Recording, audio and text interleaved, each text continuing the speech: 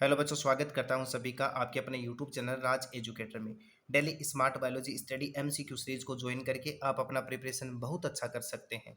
तो देर किस बात के, डेली शाम को 7 बजे राज एजुकेटर ऑनलाइन प्लेटफॉर्म के साथ में जुड़ करके बायोलॉजी से संबंधित बहुत अच्छी जानकारियाँ प्राप्त कर लीजिएगा।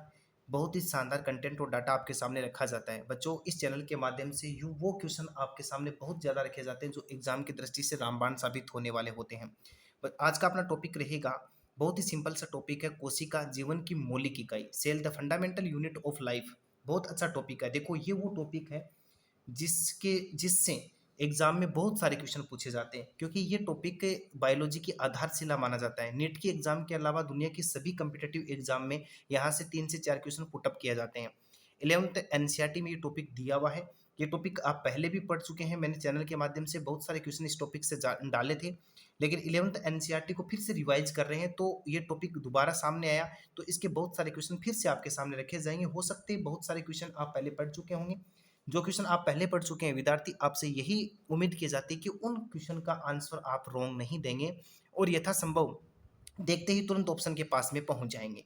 जुड़ते हैं आज के पहले क्वेश्चन के साथ में, और पहला ही क्वेश्चन आपको मोबाइल स्क्रीन के ऊपर दिखाई दे रहा है। कोशिका झिल्ली का तरल किरमीर नमूना किसने दिया था? देखो, तरल मोजेक मॉडल जो है उसको एनसीईआरटी लिखती है, तरल किरमीर नमूना लिखती है। ये किसने दिया था? रॉबर्टसन ने दिया था, सिंगर व निकोलसन ने दिया था, टेमिन व बाल्टीमोर ने दिया था, डेनियल व डेविसन ने दिया था।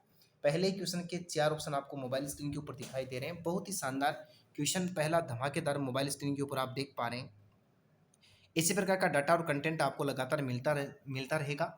क्लास को लाइक और शेयर करने के साथ में आगे बढ़ें। देखो, कोशिका झिल्ली के बारे में बात करते हैं।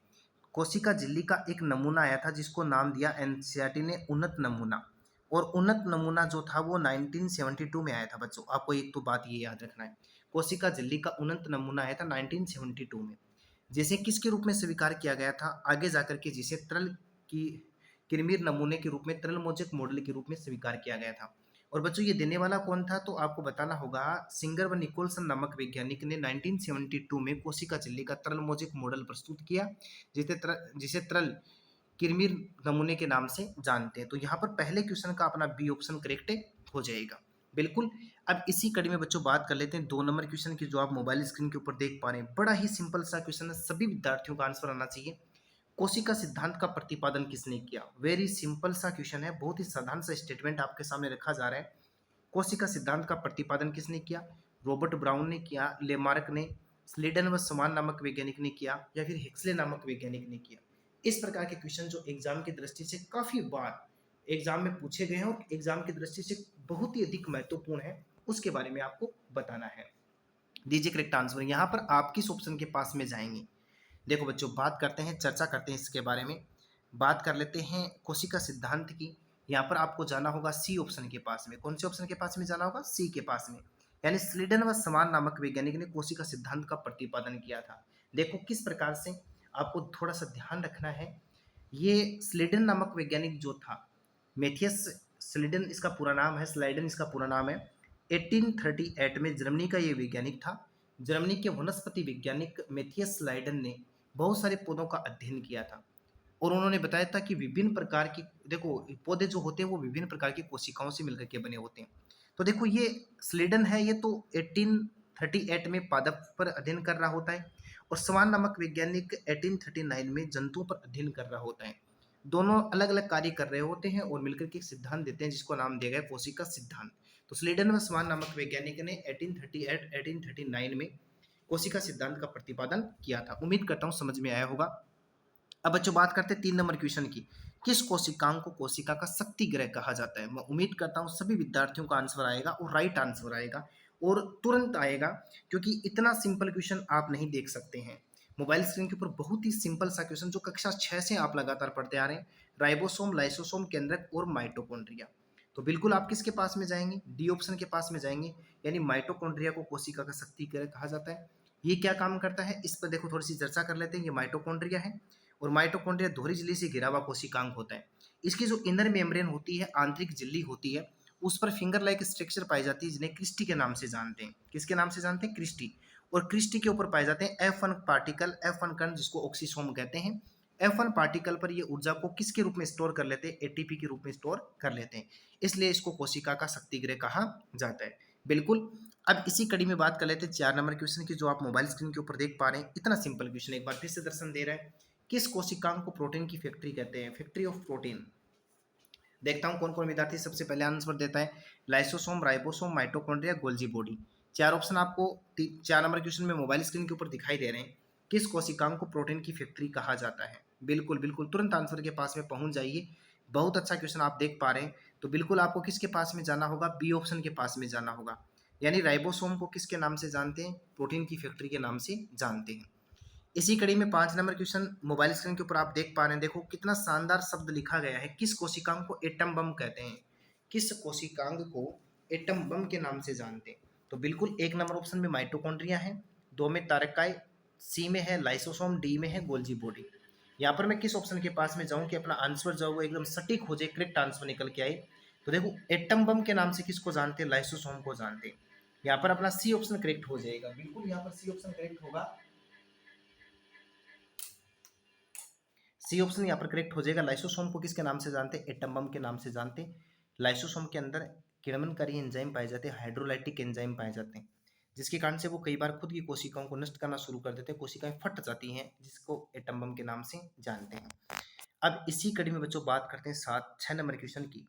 नवीन कोशिकाओं का निर्माण पूर्ववर्ती कोशिका में विभाजन के फलस्वरूप होता है। वेरी सिंपल सा स्टेटमेंट है, वेरी इंपॉर्टेंट है।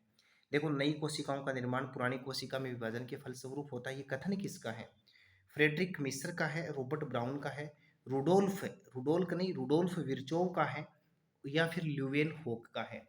इसका करेक्ट आंसर कौन कौन दे पाता है? मैं देख पा रहा हूँ, देखता हूँ कितने विद्यार्थी हैं जो सटीक आंसर निकाल पाते हैं। बहुत ही अच्छा स्टेटमेंट आपके सामने मोबाइल स्क्रीन के ऊपर आपको दिखाई दे रहा है। नवीन कोशिकाओं का निर्माण पूर्ववर्ती कोशिकाओं के विभाजन के फलस्वरूप होता है। ये बात किसने कही थी? देखो बच्चों आपको याद रखना होगा 1855 में रुडोल्फ विर्चोव नामक वैज्ञानिक ने, किसने? रुडोल्फ विर्चोव नामक वैज्ञानिक ने ये कहा था कि नवीन कोशिकाओं का निर्माण पुरानी कोशिका के विभाजन से होता है। वो नाम दिया था ओमनिस सेलुला ई सेलुली। याद रखना, ओमनिस ओमनिस सेलुला ई सेलुली नाम दिया था। यानी पुरानी कोशिकाएं जो होती है ना, उनके विभाजन से नई कोशिकाओं का निर्माण होता है, और ये कोशिका सिद्धांत को आगे बढ़ाने का काम भी करता है। एक प्रकार से ये कह सकते हैं कि कोशिका सिद्धांत का जो रूपांतरित जो सिद्धांत था वो किसने दिया था? रुडोल्फ विर्चोव ने दिया था। तो यहाँ पर आ जाएगा अपना सी ऑप्शन करेक्ट। अब देखो बात करते हैं 7 नंबर क्वेश्चन की।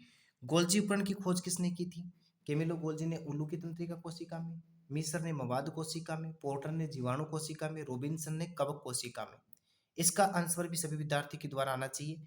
बहुत ही अच्छा और सिंपल सा क्वेश्चन आपके सामने मोबाइल स्क्रीन के ऊपर रखा गया। तो बच्चों याद रखना यहाँ पर ए ऑप्शन अपना करेक्ट हो जाएगा। केमिलो गोल्जी नामक वैज्ञानिक ने उल्लू की तंत्रिका कोशिका में गोल्जी एपरेटस या उपकरण की खोज की थी। तो यहाँ पर अपना ए ऑप्शन करेक्ट होगा।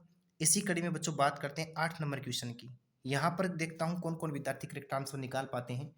तारककाई की खोज करने वाला वैज्ञानिक कौन था? सेंट्रोसोम की खोज करने वाला, डिस्कवरी ऑफ सेंट्रोसोम, यानी तारककाई जो है उसकी खोज किसने की थी? पोर्टर 1845 में, टी बोवेरी 1888 में, और बेंडेन 1887 में, और रॉबिन्सन 1962 में। चार ऑप्शन 8 नंबर क्वेश्चन के मोबाइल स्क्रीन के ऊपर आप देख पा रहे हैं। यहाँ पर आपको किस ऑप्शन के पास में जाना होगा? बिल्कुल बिल्कुल सभी विद्यार्थी का आंसर आना चाहिए। जी हाँ, यहाँ पर आपको जाना है बी ऑप्शन के पास में।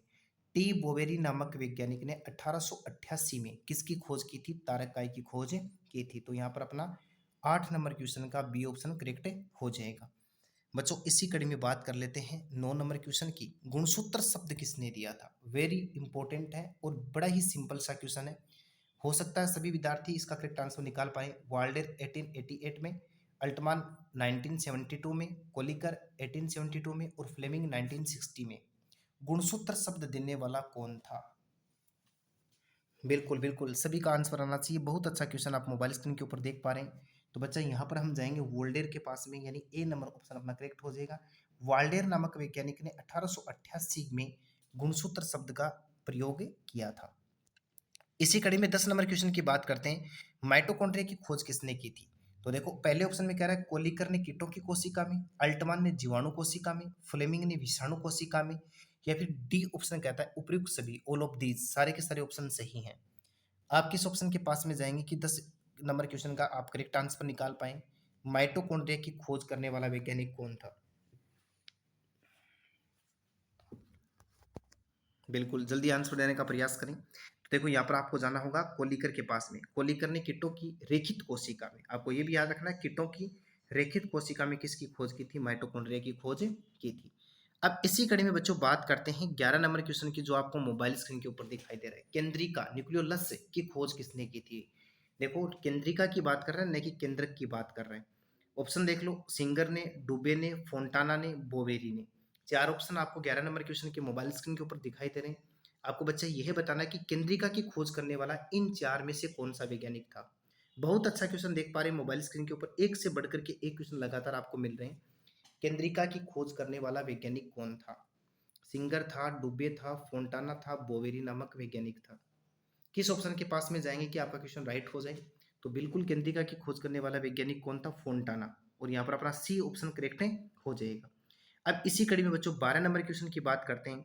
किस कोशिकांग को आत्मघाती थैली के नाम से जानते हैं? सुसाइड बैग कहा जाता है जिसको, सुसाइड बैग ऑफ सेल। किस कोशिकांग को कहा जाता है? राइबोसोम को कहते हैं, लाइसोसोम को कहते हैं, कोशिका भित्ति, प्रोक्सीसोम। 12 नंबर क्वेश्चन के चार ऑप्शन आपके सामने रखे गए हैं मोबाइल स्क्रीन के ऊपर। आपको बच्चा यह बताना कि किस कोशिकांग को आत्मघाती थैली के नाम से जानते हैं? राइबोसोम, लाइसोसोम, कोशिका भित्ति, प्रोक्सीसोम। शाबाश सभी विद्यार्थी इसका करेक्ट आंसर निकाल पाए, यानी अपना बी ऑप्शन करेक्ट हो जाएगा। लाइसोसोम को किसके नाम से जानते हैं? आत्मघाती थैली के नाम से जानते हैं। चलो आगे बढ़ते हैं 13 नंबर क्वेश्चन की ओर, जो मोबाइल स्क्रीन के ऊपर आपको दिखाई दे रहा है। ये लो 5 स्टार वाला क्वेश्चन एक बार फिर से मोबाइल स्क्रीन के ऊपर आपको दिखाई दे रहा है। ये हर प्रकार के एग्जाम में पूछा गया क्वेश्चन है। मध्य पटलिका मुख्यतः किसकी बनी होती है? सेल्यूलोज की, हेमीसेल्यूलोज की, कैल्शियम पेक्टेट की, या फिर लिग्निन की। 13 नंबर क्वेश्चन के चार ऑप्शन आपके सामने दिखाई दे रहे हैं। Choose the correct option in this question. Right option का चयन कर लो, इस क्वेश्चन के अंदर कौन सा सटीक होने वाला है। कोशिका भित्ति की मध्य पटलिका किसकी बनी होती है? तो बच्चों आपको याद रखना है, यहाँ पर हम सी ऑप्शन के पास में जाएंगे। कैल्शियम पेक्टेट की बनी होती है। किसकी बनी होती है? कैल्शियम पेक्टेट की बनी होती है। अब इसी कड़ी में बात करते हैं 14 नंबर क्वेश्चन की। वसा का संश्लेषण स्थल है, देखो आपको साइट बतानी है।